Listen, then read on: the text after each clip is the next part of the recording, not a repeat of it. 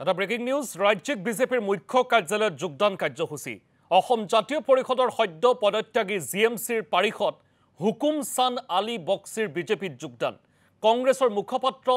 মৃদুল মালাকাৰ এনএছউৰ কেইবাগৰাকীও নেতাকৰ্মীয়ে যোগদান কৰে বিজেপিত ৰাজ্যিক বিজেপিৰ সভাপতি ভৱেশ কলিতা সাংগঠনিক সাধাৰণ সম্পাদক ৰবীন্দ্ৰ ৰাজু আৰু মন্ত্ৰী জয়ন্ত মল্ল বৰুৱাৰ উপস্থিতিত এই যোগদান কাৰ্যসূচী যেহেতু মই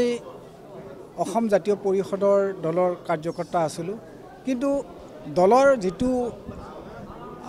মোৰ প্ৰতি থকা আস্থা হেতু মই দেখিবলৈ নাপালোঁ দলে বিভিন্ন সময়ত বিভিন্ন ক্ষেত্ৰত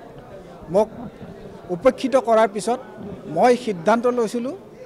পদত্যাগ কৰাৰ তাৰ পিছত তেওঁলোকৰ পৰা কোনো সদুত্তৰ নহাৰ পিছত আজি সিদ্ধান্ত ললো যে ভাৰতীয় জনতা পাৰ্টিত আনুষ্ঠানিকভাৱে যোগদান কৰাৰ এটা সিদ্ধান্ত লৈছিল আৰু হেতু মাননীয় মুখ্যমন্ত্ৰীৰ যেটো অসমত বিকশিত অসমৰ প্ৰতি আগবাঢ়িছে তেখেতৰ যেটো অসমীয়া জাতিৰ প্ৰতি কৰ্মস্পৃহা সেইখিনি দেখিয়ে মই আসলতে ভাৰতীয় জনতা দলত আকৰ্ষিত হৈ মই আজি ভাৰতীয়